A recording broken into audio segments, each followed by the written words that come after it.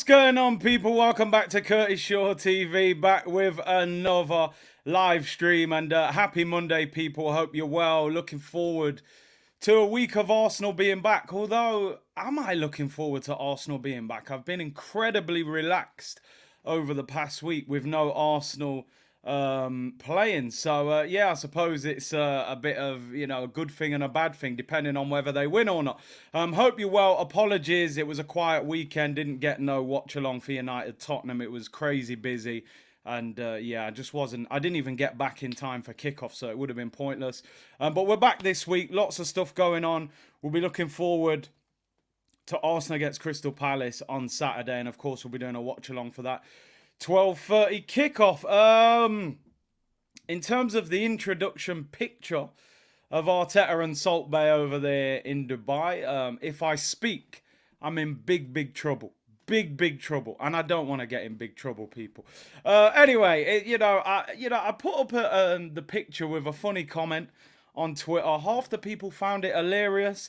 The other half were, typical Twitter or X fashion. They were furious. The man's just eating a meal in Dubai. Why do you have to say anything? I'm like, it's a joke, people. He's leaning his neck back, getting fed steak that's about £15,000. We got no striker, we got no money for players, and these men are eating gold steaks and getting salt.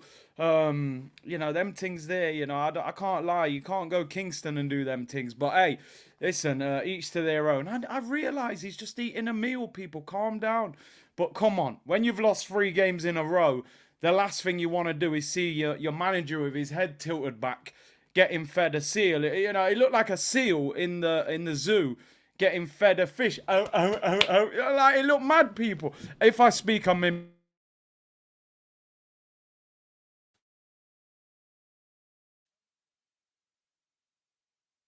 Phone.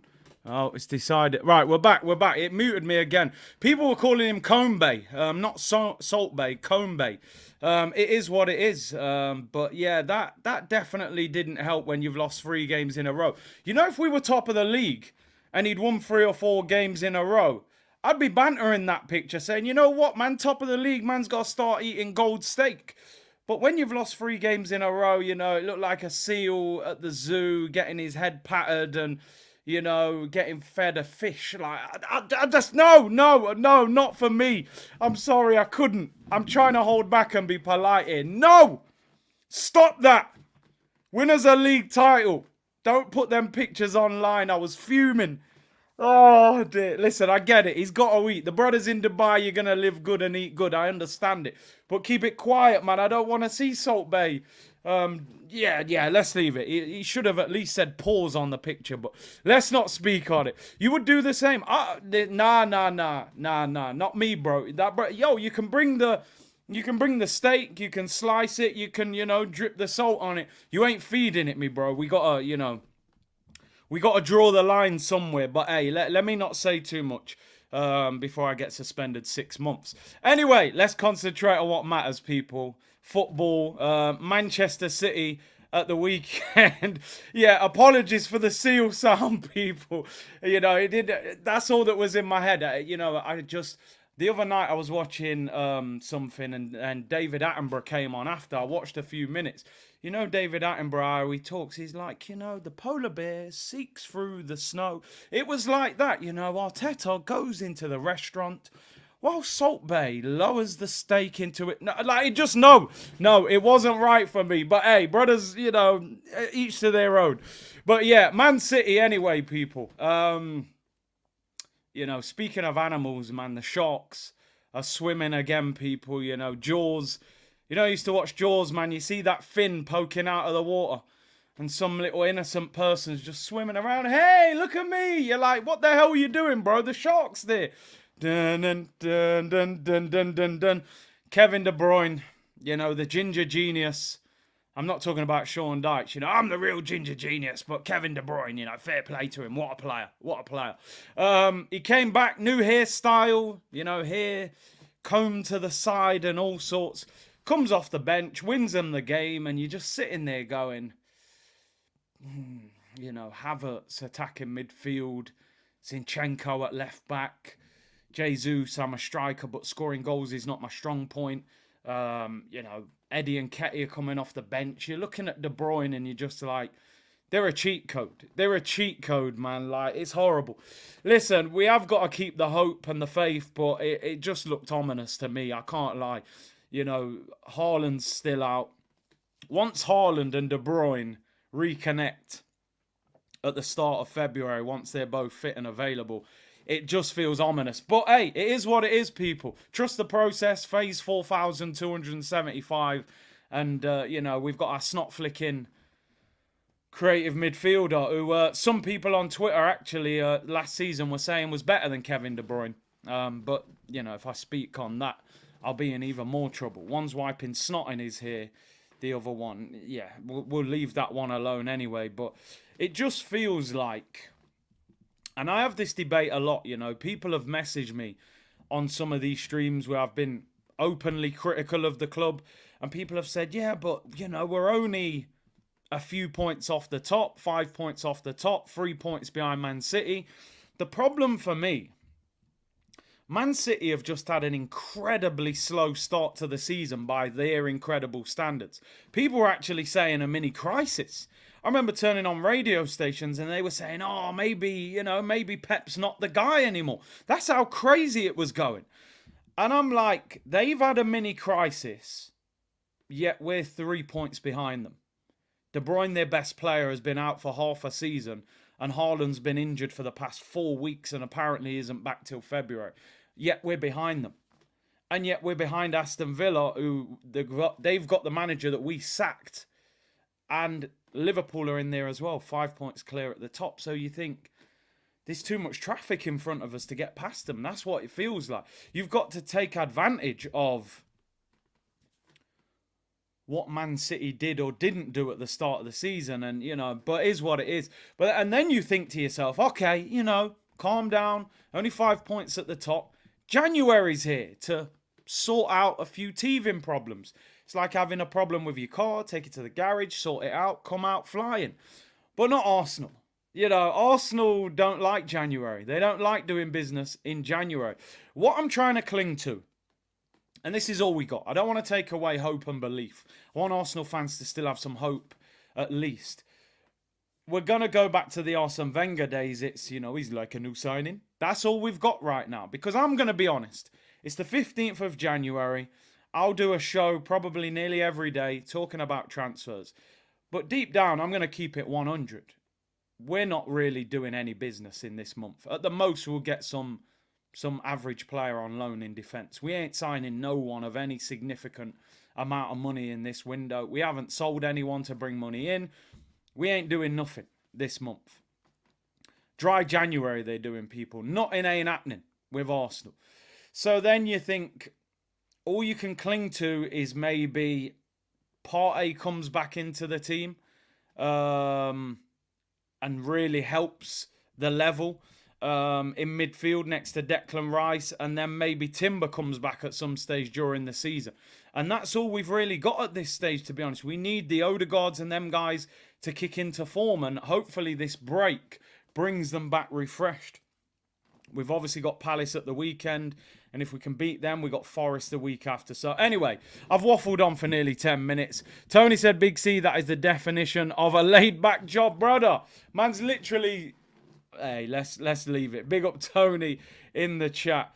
But just give him another 5 favors. 5 phases. How many phases? How many trust the process? How many buzzwords?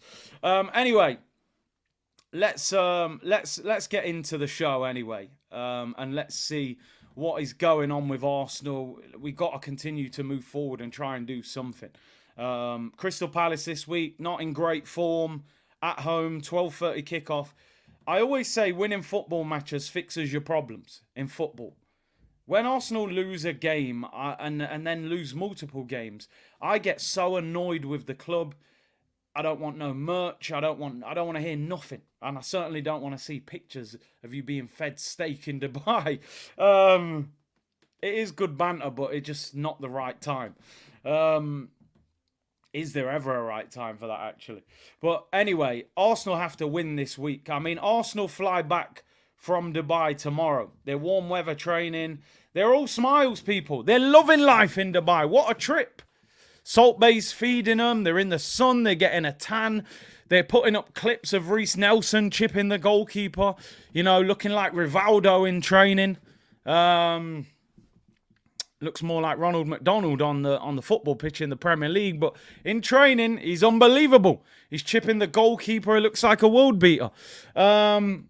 It's absolutely freezing in England at the moment. Anyone who's in England, wow. Seriously cold. -3 this morning. But they're gonna realize what's going on in England when they step off that plane tomorrow morning. Maybe they should stay in Dubai, play in a league over there. But they're all smiles. Listen, aside from me, what I'm saying about the football club, the club have to have reset during this 7-8 day break. It will be. They need to have reset. Thomas Partey, John Cross said, could be available for the Forest game on the 30th. Thomas Partey, and he frustrates me as much as any Arsenal fan because of his lack of availability.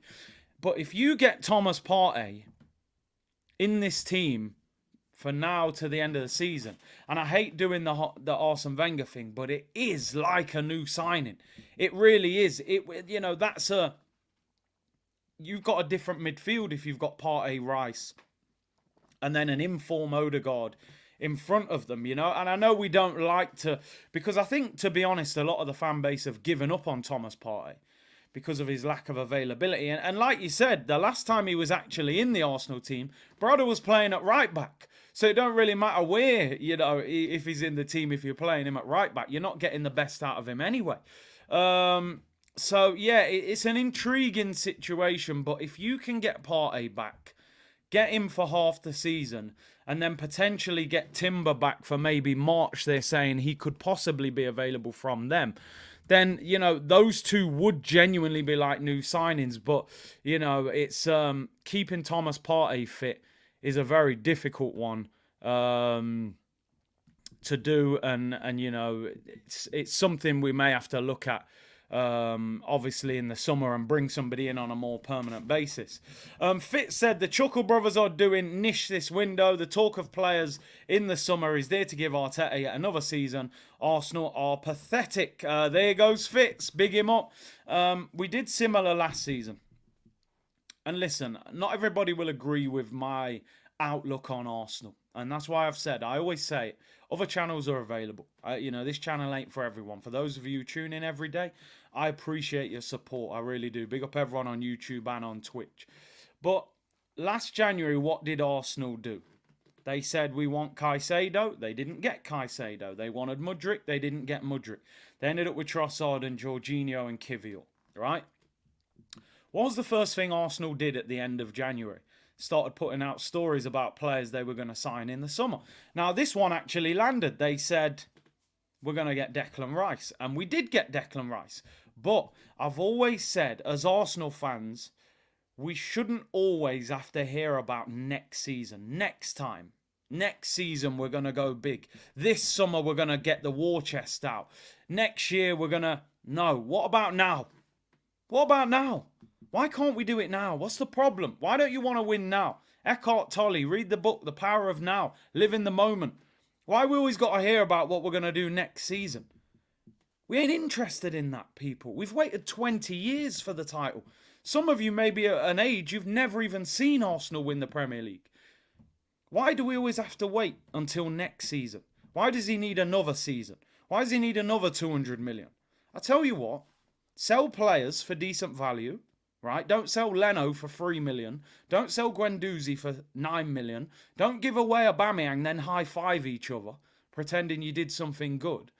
And then don't go and waste 65 million on Kai Havertz when even Stevie Wonder could see that signing was going for tragedy, people. Right? Don't waste 35 million on Fabio. And don't waste 15 million on Sambi Lokonga and tell us he's the new Yaya Toure when he's closer to the new Yaya Sonoga. Sort that out And then we won't have these problems. Then we won't have to talk about next season and what we're going to do next year. The time is now. Man United haven't been Man United for a number of years. It only takes Radcliffe to get the right people in place with the right recruitment. Man United come back to the party. Chelsea are spending money like it's running out of fashion. Eventually, it will probably click. They won the Champions League, 2 or 3 years ago, right? Villa are in the mix. Newcastle have got the richest owners. At some stage, they're going to be able to let off the clip in the financial market. You cannot always think we're going to be in this situation where you're challenging 1 or 2 teams. It may get harder and more difficult to win the league. So Arsenal have to take advantage. It is frustrating. Cooper said, clubs bring up youth to help with injuries. Why doesn't Arteta? He genuinely doesn't seem to promote youngsters often. I don't know if the youth team is not at a high level at the moment. I'm going to be honest.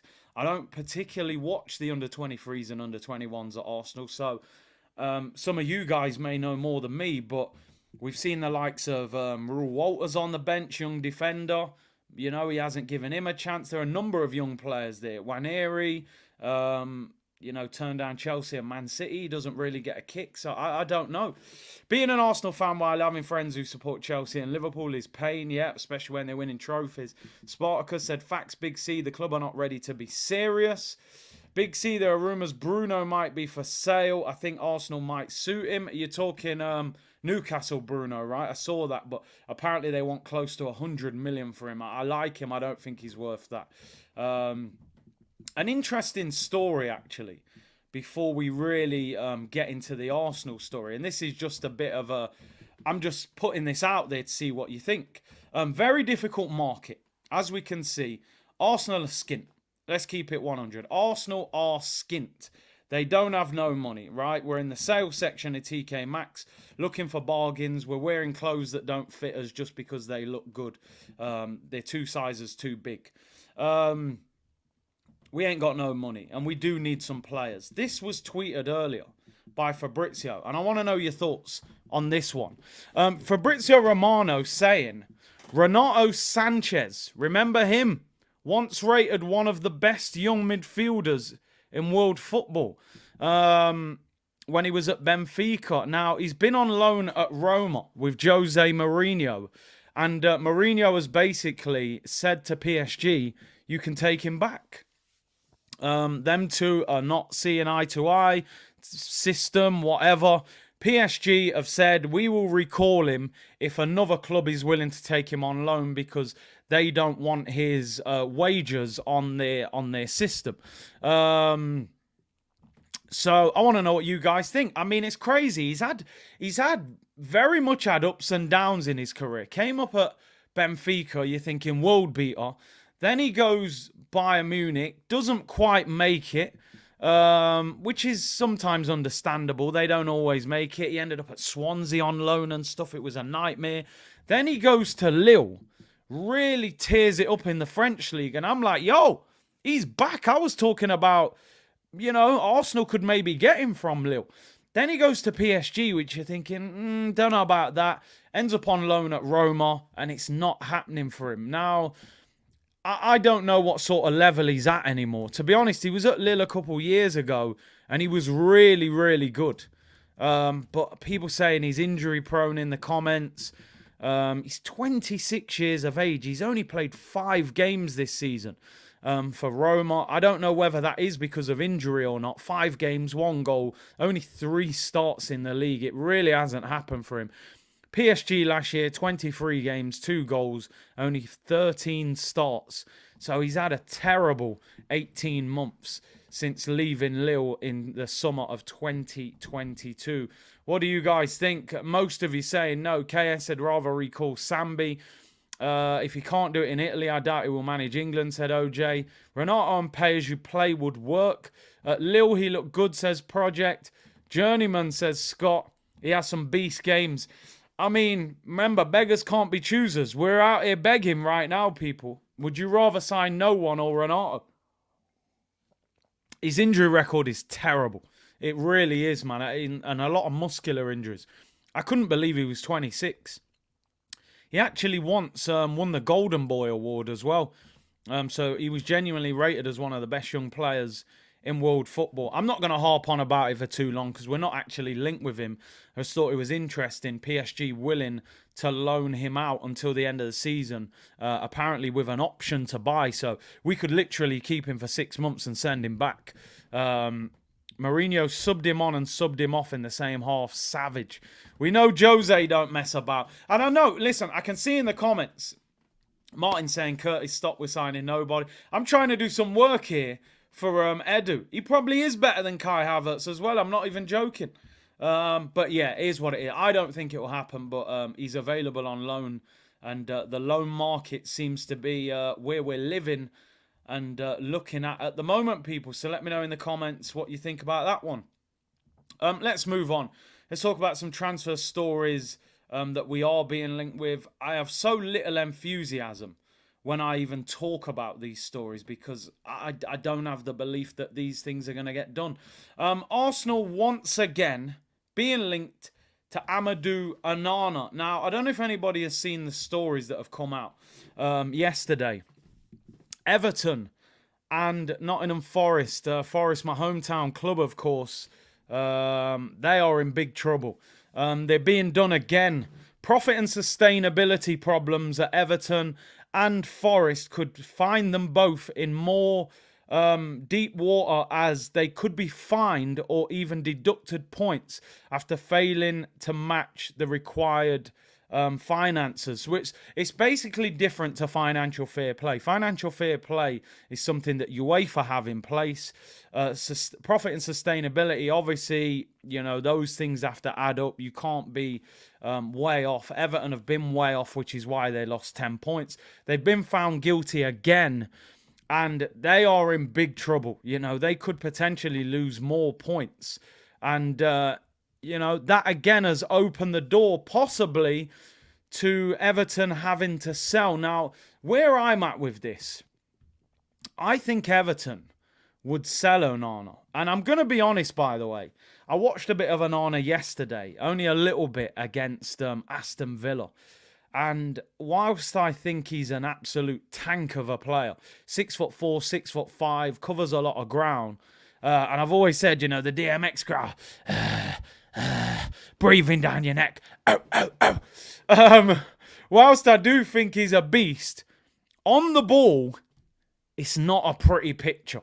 You know, I honestly, you know, you're not watching Santi Cazorla, Cesc Fabregas on the ball. That is for sure. I suppose you're not signing him for that reason, which I do understand. You know, he's not a player you're signing to get on the ball and make things happen. You want him to hunt people down and win the ball back. But Everton, apparently, no specific names to him. But Everton willing to sell somebody substantial in the January transfer window. And he is one, obviously, that we have been linked with. Now, the rumour is that Arsenal would potentially pay a small fee for him up front, with an obligation to buy him in the summer. That is the type of deal that Arsenal are turning up with. It's layaway, it's Klarna, it's buy now, pay later finance business.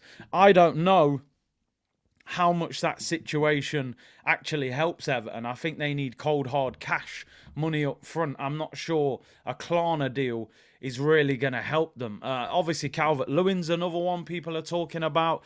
He's sort of proved his fitness a little bit lately, but I'm not sure anybody would risk it. But yeah, they want 50 million for him. We know that Arsenal are skint, unless Everton are just like, get him off the books, get his £100,000 a week wages off the books, and also you know, get maybe 10 million up front with 40 million over the summer. I don't know. I still doubt very much Everton would let that happen. Everton, first of all, are in relegation trouble. And if they were to lose more points, you know, selling him would be a disaster for them. He's one of their best players. So I'm not sure that one will happen either, to be honest. Can we get Calvert? He's a dog with no bark. Calvert-Lewin was clean through and finished terribly. I saw that. But, you know, we've seen Emmy, people miss. Remember in the World Cup final, was it Mawani missed that one-on-one to win it? Fofana is the man. Watched him in the AFCON. He's a beast and has a great shot on him. Says Fitz. Listen, this club have got no money. It's as simple. They ain't got no money. They are skint. They're absolutely skint right now, unless the owner puts his hand in his pocket, and he's not putting his hand in his pocket. We know that, which is why I'm always critical of the ownership as well. You know, and I always have that debate about the ownership. How does Robbie do this transfer daily show every day when all we know we're not signing anyone? You got to stay there just purely for hope reasons, aren't you? We're here just in case it happens, but we're not expecting it to happen. You're right, Zelda. Yeah, Osimhen clean through on goal in the AFCON, dragged it wide. Everyone's online. Oh, Osimhen, he don't look very good. It's one chance. You know, if you rate the guy, don't write him off because he missed one chance. You know, every striker misses chances. You know, so it is what it is. Chris said Fofana is the guy. Miss me with Onana, not technical enough. I have to admit, for me, I said it recently. I don't think Onana is the answer. Personally, I don't think he's the one that we should be going for £50 million. Yeah, I think people were saying the Fofana that we've often spoken about is Fofana, who plays for Monaco, who's obviously a French international.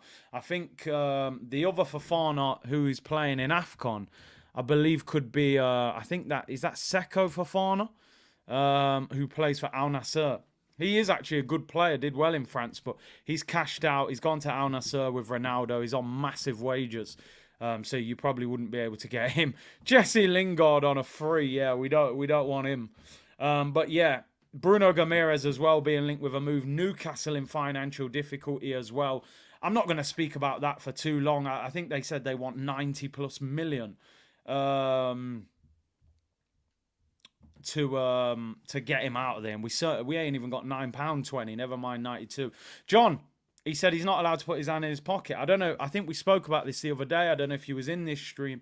We showed it. The rules in the Premier League are the owner of a football club is allowed to invest £30 million a season out of his own money to help with either the running of the football club, to help them get out of debt, or towards a potential transfer, John. So we are actually allowed to put 30 million out of the Kroenkes' money into the club this season. And they haven't done it this season. I don't think they've done it any season, but they definitely haven't done it this season. So he could put 30 million into the club. And the reality is this. We know how football works. For 30 million, you could buy someone.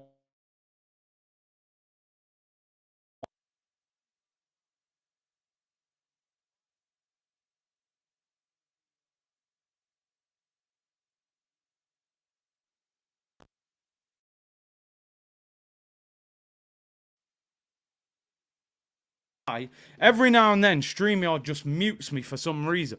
But yeah, what I was saying is, yeah, if you get 30 million, you could buy a player for 90 million, pay 30 up front, pay the other 60 over a number of years. So, yeah, Arsenal sabotaging me, man. They don't want me speaking that truth. Hey, big up Matt Southern Gooner. He said, not another cent for Arteta. Edu this window. We'll be stuck with whatever madness that comes through. I don't think anything's coming through, bro. To be totally honest. But yeah, we're here more in hope than expectation. Make sure you go follow Matt Southern Goon, a very good channel, knows what he's talking about, and appreciate the support on that. Fofana could be available, but what are we going to buy him with? Monopoly money? Unless Everton are desperate and they need that deal done to just balance the books, then that's where we're at with that one. And to be honest, how good is he anyway? To be honest, if you had 50 million to spend now as Arsenal, would you put it on Onana? I wouldn't. I think there's better players available than him, but we'll see. But I don't expect it to happen, to be honest. Make sure you hit the like button as well. Subscribe if you haven't already. We're 30 minutes in. It will be a busier week this week as we look ahead to the game. Big up Static. Hope you're well, bro. Yeah, apologies, man. My StreamYard sometimes just mutes me. I don't know why. The club don't want you talking about their finances. I'm still waiting for the 4th place patch for the home shirt.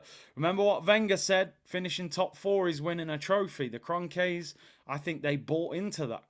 They bought into that completely. You got to think, and let me just say this. You got to think about this, right?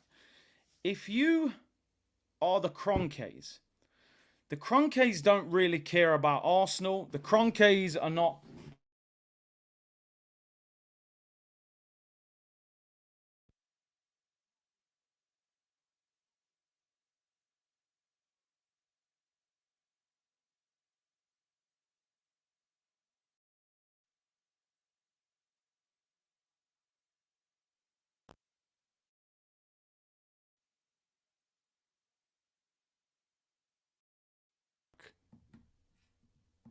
What is going on? Right, you can hear me now. I don't know what's going on, people. My microphone's performing like Havertz today. It's all over the place. But yeah, as I was saying, with the Cronkays, if you're the Cronkays, you don't really care about the football club. You're not a football fan. You don't support Arsenal. They might just be thinking, you know what? We'll invest the bare minimum. We'll get top four. We'll make our money. We'll go and have success in America with, the LA Rams and all that. For them, it's the perfect business model. Don't go to the games, right? So nobody can start putting pressure on you inside the stadium. Silent stand. Stay away from everything. Collect your money. Put it into the clubs that you really care about and make profit. It's an actual brilliant business plan, if you're totally honest. We're different because we're emotionally attached to our football club. We support the club. So their mindset is very different to our mindset. What my problem is with the fan base for just accepting it. If you talk about the Cronkays now online, more fans will get angry at you for having an opinion that's different to them than actually, hold on a minute, the guy who owns the whole football club is not allowing us or helping us to win the title because he's hiring a manager that doesn't have the experience or quality or know-how at the moment to win the title. He's hiring a sporting director that gives away players that he should be selling for decent profit. And that's the way we're moving. But a lot of people online don't see it like that. They go, oh yeah, but he spent 200 million. So what? So what if he spent 200 million? How many times have you seen Chelsea spend 200 million? How many times have you seen Man City drop 200 million? It's nothing new to them. They do this. We should have been doing this for years, dropping 200 million. Eddie's trying to end the stream but missing the button. Big up, Hayden. Listen, don't talk about Eddie. We should have sold him by now. Maybe it's because I'm talking about Kroenke. They're trying to block it. Anyway, let's continue. Let's hope it doesn't mute anymore. Saliba said, my goodness, Top Gunners are actually so annoying. It's crazy, isn't it? It's crazy. Have you ever noticed most of the top accounts online have the same opinion? Go and look at all the big accounts. Hundreds of thousands of followers or 1 million followers. They'll all be ultra positive, ultra Arteta in, everything's rosy in the garden. Why do you think that is? Do the maths, people. Come on. I say this all the time. People think I'm rebellious and I'm just, oh, you're criticising the manager for likes and clicks. That's what they say online. I've told you how this works. I try and give people clarity as to how this YouTube thing works.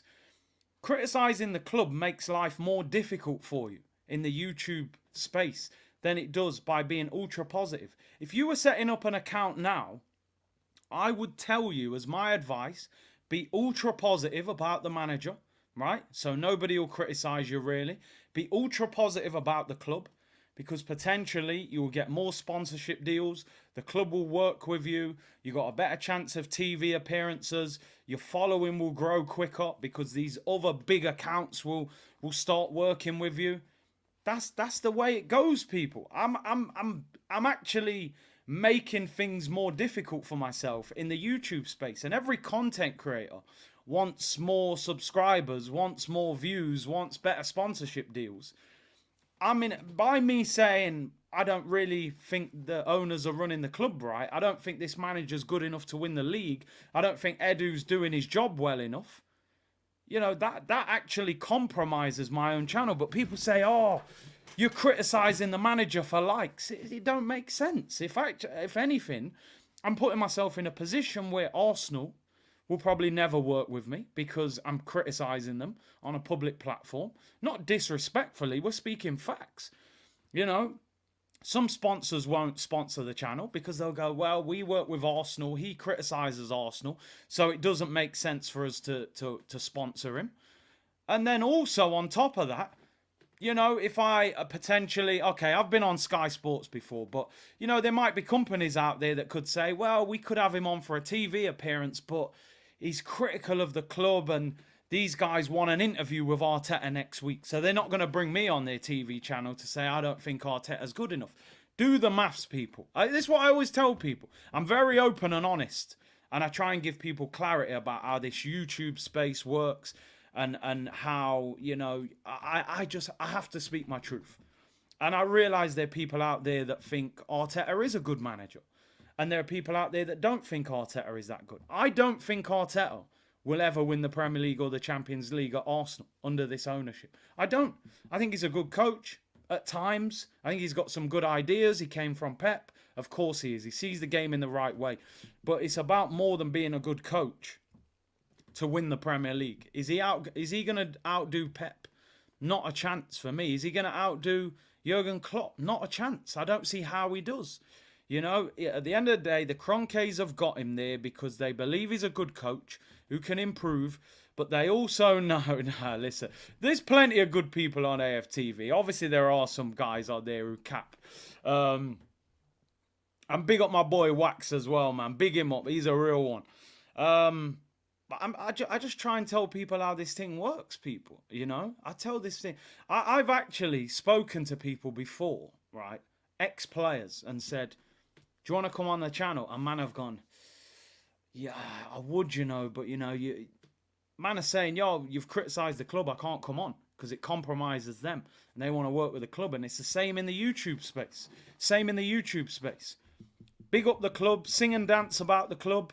You might get some work, you know, but here's what it is. Here's what it is. I'm not saying that everybody should be online just slaughtering the club, but just be true to what you can see, the situation that's out there, people. You know, it is what it is anyway. Each to their own, of course. Speak whatever is your truth, but, you know, I like to give clarity. I like to give clarity to people because when people say, you're criticising the club for clicks, it's like, what are you on about? But anyway, let's move on. Let's move on. Big up everyone in the chat anyway. Yeah, big up man like Turkish and Potts and that, all them guys. But I'm just speaking as it is. I like, you know, not everybody will understand how it works in the YouTube space. I didn't until I started making content. So I'm just letting people know. Anyway, transfer story about Ivan Toney. Take this story with a pinch of salt. Maybe the salt, actually, that Salt Bay was sprinkling on Arteta's steak, pause. But anyway, AF Camden, who has got a big account online. Yeah, I mean, he gets the odd one right. He gets the odd one wrong. This is the guy that famously said a number of years ago that Arsenal were signing Marco Reus one summer. And, of course, Marco Reus, of course, never happened. So, yeah. But AF Camden said, Arsenal expect to sign Ivan Toney in the summer. If all goes to plan with his comeback in the next 6 months, Arteta is keen to sign a Premier League proven forward who is English, with the expectation that a few homegrown players will depart in the summer. Now, this story has ended up in the media. People are sourcing him as the guy who obviously made the story up. As I said, his kind of transfer stories are very hit and miss in this YouTube and social media space. I suppose what the angle that they're using is that there's a possibility that players like Nketiah, Smith Rowe, Aaron Ramsdale could be sold in the summer. Reece Nelson's also been linked with loan moves, and obviously Rob Holding left the club in the summer. So obviously you have to have a certain amount of English players in your squad. And Arsenal have obviously let Holding go, and maybe 2 or 3 more could go in the summer, which is the angle they're saying is why Arsenal will go for Ivan Toney in the summer. Kurt Williams, hey, listen, I gotta tell it as it is, people. I gotta tell the truth. Only the truth will set you free, people. Do I believe this story? I mean, there's an angle that it makes sense, but I don't know. I don't know.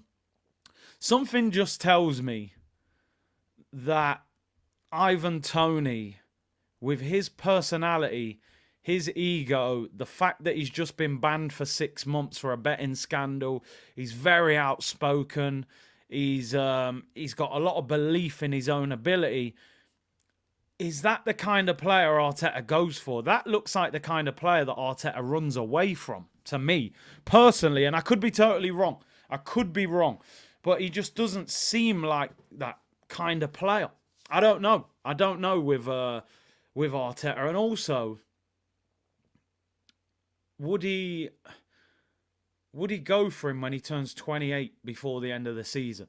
I suppose the thing is, With a year left on his contract in the summer, I think Ivan Toney leaves for 50, 60 million because Brentford, if they stay in the Premier League, first of all, they're not a rich club, right? They've got a smallish stadium. And they have never really sold a player for a huge amount of fee. I think if they could get 60 million, 55 million for Toney with a year left and he helps them stay in the Premier League, he's not going to sign a new deal in the summer. I think they would let him go for that. On the flip side, we all know that Osimhen release clause is in the summer. It's waiting, right? Osimhen's 110 million, I believe. But if you can get Toney for 55, 60, you're getting him for like half the price. We've said before which one is the better player. Toney's Prem proven, got 20 goals in the league. I think you know what you're getting more with him. But obviously with Osimhen, he's younger and a lot of people feel like his ceiling could be higher than Toney. You know, he's 24, 25, room for development, done it in the Champions League. But he's going to be probably double the price. I don't know. I've always had this feeling with Osimhen that Arsenal won't win that race to get him. I don't believe that we would get him. It would surprise me. The problem you've got with Osimhen is Real Madrid need a striker. They want Mbappe, but Mbappe's been going Real Madrid for about 2 years, and it still hasn't happened. If Mbappe doesn't go to Madrid, Madrid want a striker, they might go for Osimhen. And then if Mbappe goes to Madrid, PSG might go back for Osimhen. But apparently he rejected PSG in the summer, and he rejected Saudi in the summer, and he said he wants to come to the Premier League. So I don't know. I really don't know with that Osimhen one whether we would win that race. I'll be honest, I didn't think we would win the Declan Rice race because I thought he'd go to Man City. But when you look at it realistically, he plays in the same position as Rodri. If you're Declan Rice, do you go to Man City when you play in the same position as Rodri? And Rodri is the best player in the Premier League in that position. And Rodri's only 27. It's not like he's 32 and you're thinking one more year and he'll be out the way. No, he's going to be in that City team for a number of years. So I think Declan Rice probably looked to that City move as it's too risky. It's too risky. He could quite easily have ended up on Man City's bench. So he knew, go to Arsenal. They nearly won the league last year, came second, stay in London, get a massive wage, play every week. It's a step up from West Ham. So I think it made sense for Declan Rice to come to Arsenal. But with Osimhen could probably go Madrid and start up front if Mbappe doesn't go there. So it's a difficult one. Chelsea might just throw the bag at him as well. Chelsea need a striker. Apparently he was a Chelsea fan.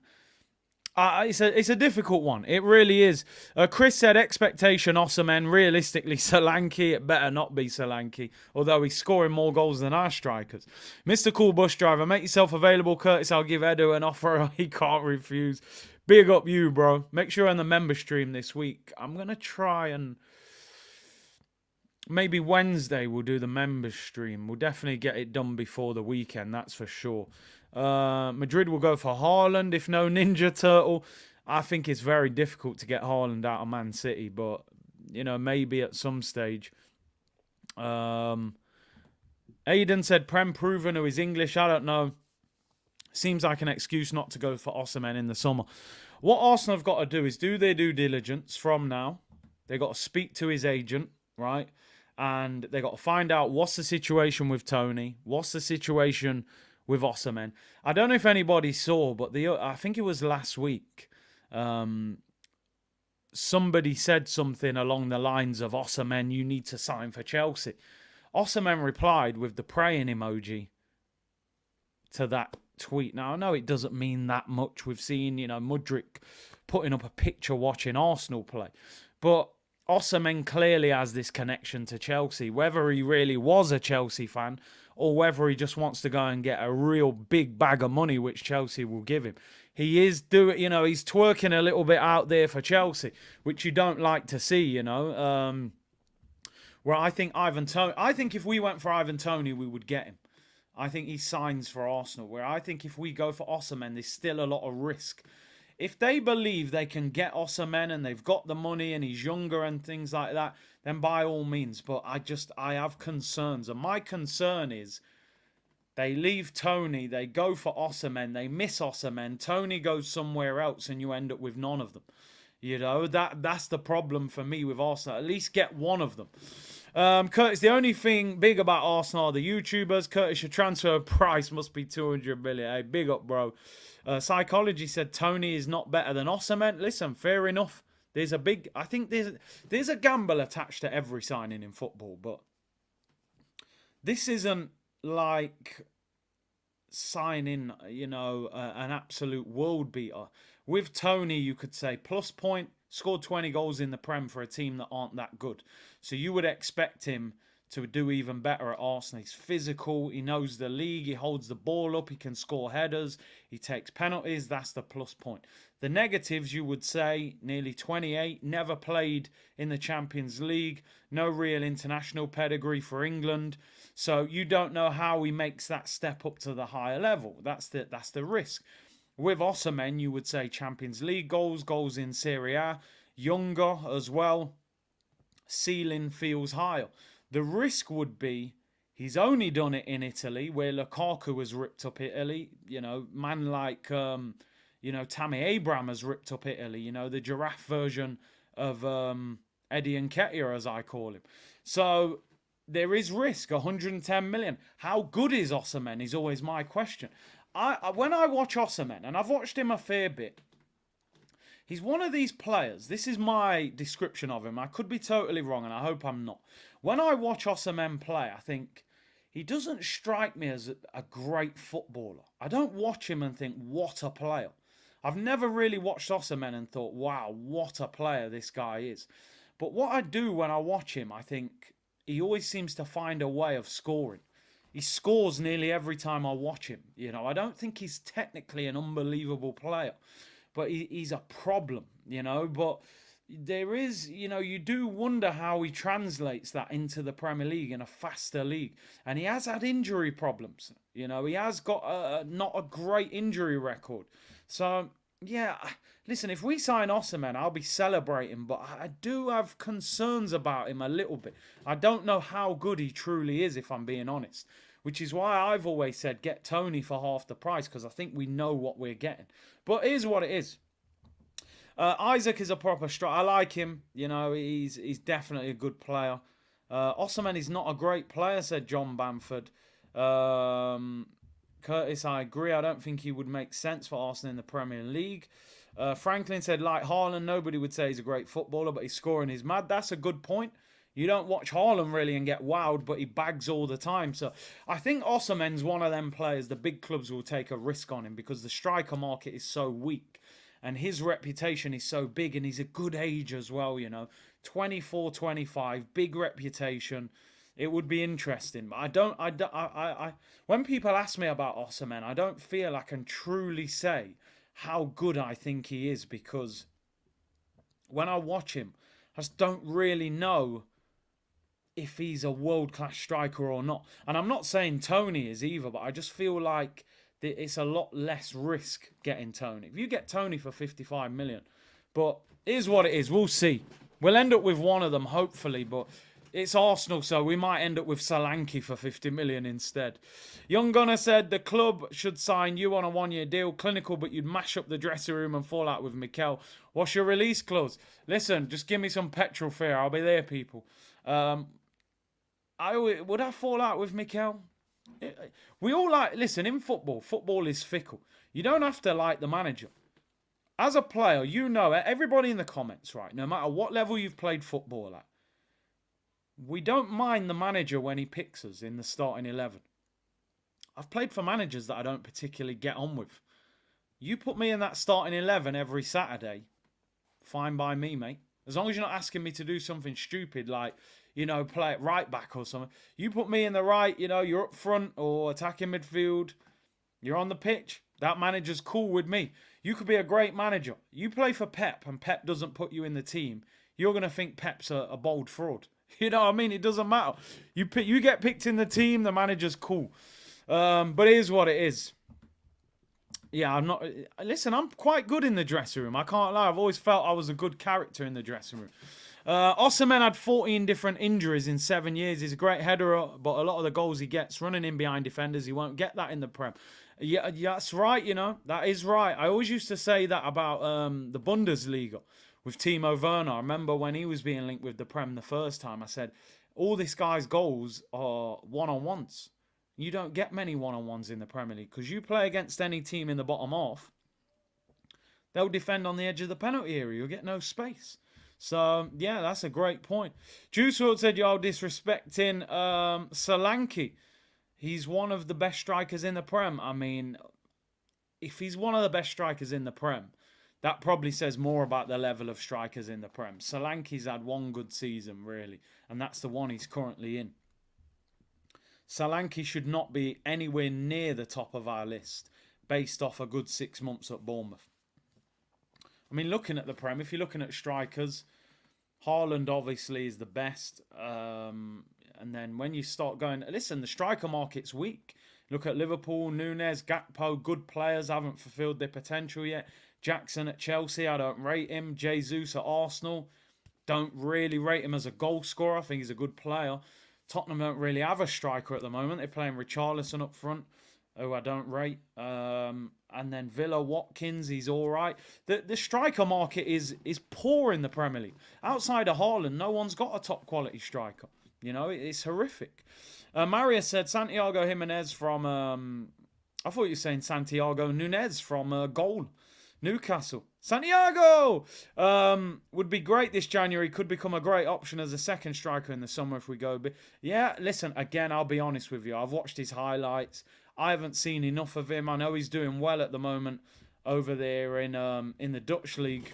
And he's being linked with moves. He was being linked with Tottenham as well. I mean, looking at his goal record this year, 19 goals in 17 games and 4 assists. So he's having a great season. 2 goals in 4 Champions League games with 1 assist.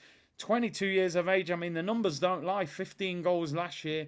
He's already got 19 in 17 games. He could end up with 30-plus league goals this year. 22 years of age. That could be a great option. That could be a great option. Like I said, I don't know enough about him to know how good he is and what option he is, but definitely an option. And we have been linked with him. Simon said, to me, it's obvious Solanke was being scouted if we sold Eddie. He then went on a run, so probably priced us out of him as a backup striker. If we signed Solanke to do what Eddie does and then signed Osimhen or Toney as number 1, I'd be all for that. But I just don't see Arsenal spending that much money because, like you said, because of Solanke's goals, they now want 50 million for him. If you sign in Solanke for 20 million, 30 million, and then you got Osimhen or Toney, I'd take that. But if you're signing Solanke as number 1, not a chance. Did you see Laurie on AFTV talking about selling Jesus and keeping Eddie? I have actually spoken to Laurie since he said that on the show. I was like, Laurie, man. Do you know what? I'm going to be totally honest, though. The selling Jesus bit, I'm not completely in disagreement with that. 2 years, injury prone, big wages, doesn't hit the back of the net enough. I wouldn't be devastated if Arsenal got rid of Jesus. Obviously, ideally, I would like Arsenal to sign a top quality striker and use Jesus as rotation. If you got Osimhen and Jesus, that's what you need to be doing. The keeping Eddie part was shameless. His thought process, his explanation to me was, Jesus won't stay as a backup. Buy a top quality striker. Keep Eddie as the backup because Eddie don't mind being the backup striker. I said, listen, Man City's number 2 striker is Alvarez, World Cup winner. Liverpool have got Núñez, Gakpo and Jota. Tottenham had Richarlison on the bench last season when Kane was playing. I don't rate Richarlison, but he started up front for Brazil and cost 50 million. That was their backup striker. The level of Arsenal has to go up, which means the guys who aren't good enough, they need to be sold. Get rid of El Neni, get rid of Nketiah, get all these guys out of the club. You've seen with Rob Holding, oh, he's a good squad player. That used to be the argument. Now he's left the football club. He's gone to Palace. He can't get a kick. He hasn't played 1 game. These guys are nowhere near as good as they get given credit for online. You know, the likes of El Neni and these guys. These guys will end up at the bottom of the Premier League, you know. So, yeah, get rid of Eddie. If you wanted to sell Jesus and bring in 2 new strikers, I'm not totally against it, but I think it's too much business to do. Sell Eddie, bring in a top quality goal scorer. Jesus is used in rotation, and there you go. You build from there. Big up Laurie, but that was a wild one. Couple other stories to talk about. Obviously, for anyone just tuning in, we've spoken about Ivan Toney. Rumours are now Arsenal are going to sign him in the summer. Do we believe that or not? Arsenal were doing this last January, to be fair, with Declan Rice. But we did get Declan Rice in the summer, so there is a little bit of hope. But obviously it's frustrating that we're not going for these players now. Couple more stories before we begin to round up the show. Big up to everyone locked in, over 2,000 of you. Amazing support as always, man. Really appreciate you guys for tuning in. We will be back to business this week in terms of streams. I had a few days off last week.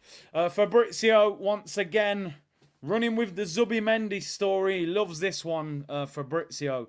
He will recycle the living daylights out of this one. He reckons he's Arsenal's top midfield target in the summer. I see, imagine, like you just said there, Zubimendi and Toney. Would that be good enough? I think the problem we've got is I think we'll need 2 centre midfielders in the summer because number one, you've got El Neni and Jorginho out of contract. I'd be shocked if those 2 continued. I think he would try and keep Jorginho for another year. I would get rid of both of them, but he seems to love Jorginho. You get one of them out. I also think Partey will go in the summer because Partey's got a year on his deal. Cost 45 million. I just don't think Arsenal will let him run down his contract. So you need maybe a ball player like a Zubimendi or whoever that is. I would love Barella personally, but it'd be expensive. And then you need a powerhouse possibly to replace Thomas Partey. As I said, I would go and get Fofana from Monaco. He would have a year left on his deal in the summer. I think you'd get him for 30, 40 million from Monaco. Zubimendi's got a 50 million release clause, so you could potentially get 2 centre mids for 80 million. Then you've got a fixed midfield then. Zubimendi, Fofana, Declan Rice as your 3 centre mids with obviously the likes of Odegaard in attacking midfield. But whether that will happen or not, now this story is saying that Barcelona wanted to bring him in last summer to replace Busquets, but due to financial difficulties, they weren't able to do it. They wanted him on loan. Sociedad were not willing to do it. They obviously brought in Cancelo and João Felix on big wages, on loan deals. But it looks as if Barcelona may struggle to get the deal done. And if you watch Barcelona-Real Madrid last night, they absolutely need players. They were absolutely battered by Madrid. Vinicius Jr. hat-trick. I think it was a 4-1 win in the end against Barca. Barca were defending on the halfway line. It was absolutely crazy what they were doing. Rodrigo and Vinicius out wide and you're on the halfway line. One through ball. They were one-on-one and they need players. This is a horrible Barcelona team. But apparently they don't have the money to go for him. Arsenal could trigger the release clause. He doesn't want to leave mid-season, but I think in the summer he may potentially be open to that move. Now, as I've always said, another one where I'm going to be honest, haven't seen enough of him to truly say how good he is. Sociedad at the moment are in 6th place, which would get them in the Conference League. They're 6 points off Atletico Madrid, who are currently 5th in the Europa League spot. So it doesn't look like Sociedad will make the Champions League. They're 10 points behind Barcelona, who are 4th. And 9 points, and Barcelona on the same game. So it's not looking like they'll be in the Champions League next year, and that will probably push Zubimendi for a move. Again, I don't know how good he is. Doesn't look the biggest, but does look very competent on the ball. How crazy. Yeah, you're right. How can the El Clasico not be on national TV in England? It's the TV situation in this country is absolutely absurd. But again, the fan base, not just Arsenal fans, football fans, don't understand the power that they've got. They were going to do the Super League if the fans accepted it. They were ready to go. They wanted the pot of gold, people. The fans went crazy, protested. They stopped it. They had to listen. The backlash was too heavy. We sit here at 3 p.m. on a Saturday in this country and go, oh yeah, there's a big game on, but I can't watch it because I'm in England. And guess what? I won't say anything about it. I won't do anything about it. Do you know what I mean? So you've got to start doing VPNs and all that kind of stuff. How about you make some noise and say, start showing 3 PMs or we're locking off Sky Sports? You know what I mean? But, you know, you go abroad on holiday, I can watch every game. I can watch 3 PMs. Went to Jamaica, I'm watching 3 PM kickoffs. Yet when I'm 20 minutes from the stadium, I can't watch the game. It's ridiculous. It's ridiculous. The fans need to use their power more. They should be showing 3 PM kickoffs in this country. But Zubimendi, again, it's another summer one. I don't want to get no one excited. It's not even worth doing a poll. These are summer deals. Alfred's just said it. Who gives a damn about summer signings in the winter? And Carlos said, believe Arsenal want to spend 250 to 300 million in the summer, go big, but not reinforcing now will cause us to miss Champions League and make the summer worse. Now, you've made a fantastic point there. You've made a brilliant point. Now, Arsenal spent over 200 million this summer. 65 on Havertz, 105 on 29. So what? 65, 105, that's 170. 35 on Timber, 205, and then 30 million on Rail. 235 million. Now, the problem you've got, and you've just absolutely nailed it, is Arsenal are probably saying to Arteta, listen, you spent all the budget in the summer, which is fair enough. And because you haven't sold well, you ain't got no money to spend in January. You can't really argue with that. Even though, yeah, I can have the argument the Kroenkes should put their hand in their pocket. That's what they will say to justify it. You've wasted money on Havertz. You spent money on Raya that didn't need to be spent. You had Ramsdale. I think they've probably said to him, you can get a defender on loan, but wait until the summer, you'll get another 200 plus million.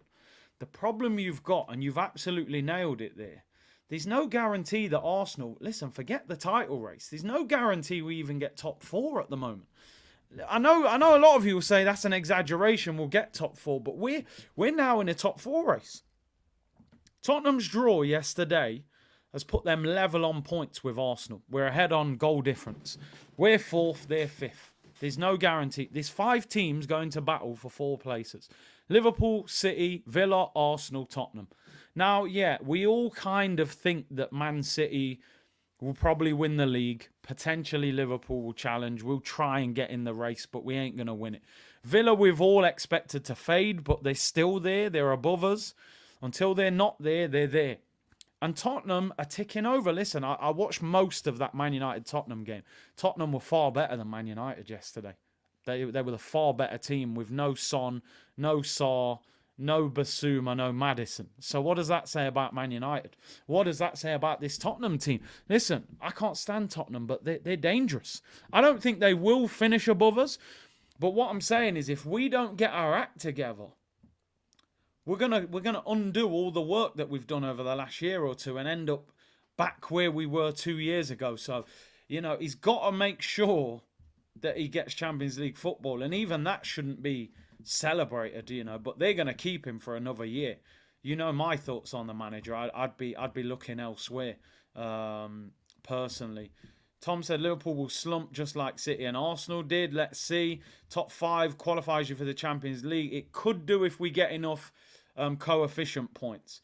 Kara said, I don't care about qualifying for Europe. We ain't winning no Champions League with this manager. Exactly.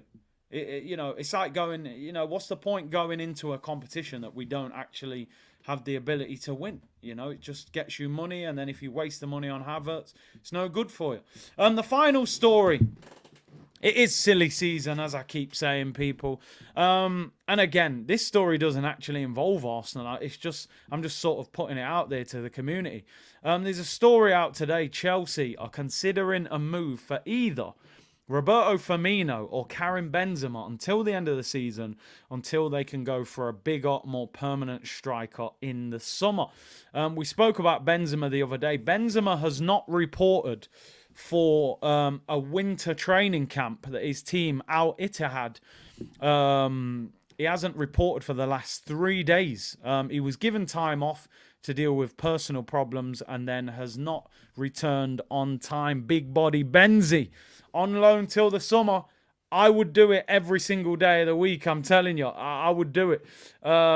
He's still a better goal scorer than what we've got, but he's obviously not enjoying football over there in Saudi. He's on massive money. But, you know, as we've seen, some of the crowds over there, you know, as Jake said, 800-900 fans. The level of football is obviously, you know, to go from Real Madrid in the Bernabeu, winning Ballon d'Ors, playing in Champions League finals, to playing in Saudi, some of them games are in front of 800 fans. He's probably lost all his enthusiasm, despite the fact he's on huge money. His club have said, though, they don't want to allow Benzema to go on loan. He's their star player. He's on the biggest wage at their club. But he's obviously rebelling against whatever's happening over there. On the flip side, Roberto Firmino's side, Al Ali have said they would allow Firmino to go on loan. Another player that apparently is not happy at the moment in that league. So Firmino is definitely available, but I think most of us would rather take Benzema, even though he's older than Firmino. Just 2 years ago, he was winning the Ballon d'Or. So there's obviously still a player there. But again, Benzema with Arteta, I just don't see it happening. I don't see it. I would do it, but I don't think they would. Fifth place won't get Champions League next year because Man U and Newcastle went out in the group stage. Is that right? I didn't actually know that.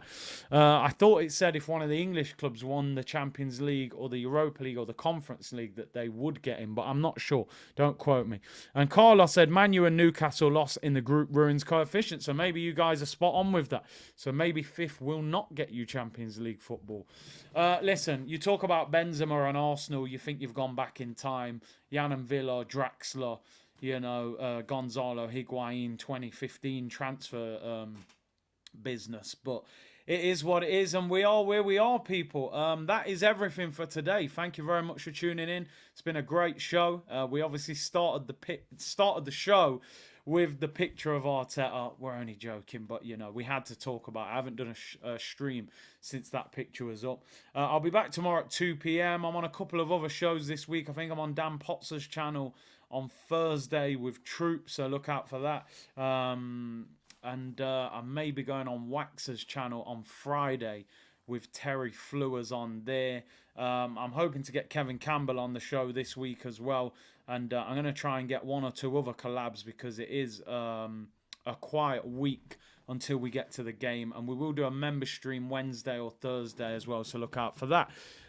Big up to everyone tuning in today. Really appreciate your support. I'll be back at 2 p.m. tomorrow. Like the video, subscribe, share it around. Enjoy the rest of your Monday, people. Bless.